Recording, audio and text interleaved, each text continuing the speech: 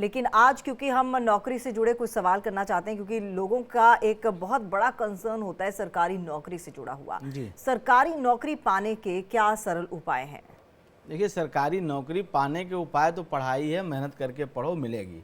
और जिसके भाग्य में लिखा है उसको अपने आप वैसे रास्ते भाग्य बनाता हुआ चला जाता है। ऐसा कोई जिसकी कुंडली में सरकारी नौकरी का योग ही नहीं लिखा है तो वो कुछ भी उपाय करे, वो ठीक है करे, उसका लाभ तो होगा, लेकिन वो सरकारी नौकरी मिल ही जाए ऐसी कोई गारंटी शास्त्र नहीं लेता है। ना किसी भी दैवज्ञ ज्योतिषी को यह बात कहनी चाहिए कि आपकी अगर कुंडली में योग नहीं है तो आप ये उपाय करो और सरकारी नौकरी मिल ही जाएगी। ऐसी बातें तो मैं तो कदाचित नहीं कह सकता हूँ।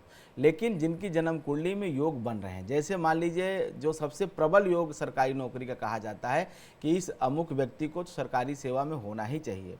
जैसे कि पराशर जी लिखते हैं कि जब किसी भी जातक की कुंडली में आत्मकारक और अमात्य कारक एक साथ कहीं बैठे हों या एक दूसरे को देखते हों तो ऐसा व्यक्ति राजा के यहाँ प्रधान होता है।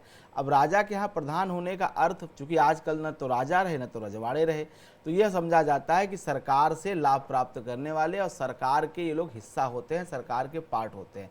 अब ये जो है सिविल सर्वेंट से लेकर के मिनिस्टर मंत्री तक लोग ऐसे होते हैं अगर आत्मा और अमात्य कारक की युति हो या एक दूसरे को देखते। ये पराशर जी ने जो है आत्मकारक प्रकरण में लिखा हुआ कोई भी पुस्तक लेकर के इस विषय को वेरीफाई कर सकता है। ये सबसे बड़ा, सबसे अच्छा और सबसे जैसे कहते हैं कि एक्यूरेट ज्योतिष का योग है। और मैंने अपने जीवन में जितनी कुंडलियाँ देखी हैं सरकार से या सरकार से जुड़े हुए लोगों की, उनकी कुंडली में लगभग ये योग पाया जाता है कि आत्मकारक और अमात्य कारक की युति या दृष्टि संबंध होता ही है। दूसरी बात, जो जन्म कुंडली को देख करके बताया जा सकता है, ग्रहों को देख करके, केवल भाव भावेश और कारक को देख करके, उसमें सूर्य बहुत महत्वपूर्ण होता है सरकारी नौकरी में। सूर्य अगर प्रबल है, सूर्य अगर मेष का है, सिंह का है, सूर्य की स्थिति अगर बलवान है तो ऐसे लोग को सरकार से लाभ, सरकारी नौकरी के योग बनते हैं। जैसे सूर्य बुध की युति अगर दसम भाव में हो किसी भी जातक जातिका के, तो ऐसा व्यक्ति निश्चित रूप से शिक्षा से जुड़े हुए किसी सरकारी संस्थान में काम कर रहा होगा। वो प्राइमरी का टीचर हो सकता है, वो मिडिल स्कूल का टीचर हो सकता है, मतलब शिक्षा जगत में, चूँकि सूर्य और बुध की युति लेकिन दसम भाव में होनी चाहिए और सूर्य खष्टेश या अष्टमेश नहीं होना चाहिए। उसके बाद वो किसी भाव का स्वामी हो, बुध के साथ अगर दसम भाव में बैठा है तो ऐसा जातक निश्चित रूप से सरकार से शिक्षा के क्षेत्र में लगा हुआ है। तीसरी बात, नवमेश और दसमेश, नवम भाव का स्वामी और दसम भाव का स्वामी अगर किसी के कुंडली में कहीं किसी प्रकार से अगर संबंध बनाते हैं तो ऐसे लोग सीधे आईएएस या राज्य की जो है सरकारी सेवा में जो अफसरशाही होती है उसमें जरूर समायोजित होते हैं।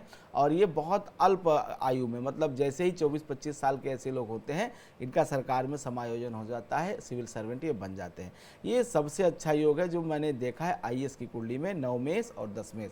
नवम भाव हमारा भाग्य भाव है, दसम भाव हमारा जीविका या कर्म स्थान कहा जाता है।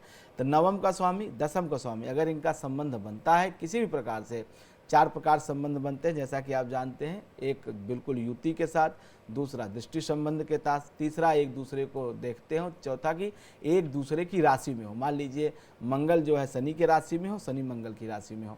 तो इस तरह से 4 प्रकार से जो संबंध बनते हैं जो है भावेशों के, अगर किसी भी प्रकार से ऐसा संबंध है नवमेश और दसमेश का, तो ऐसे लोग आईएएस होते हैं, बड़े जो है प्रशासन के पदों पर कार्य करते हैं।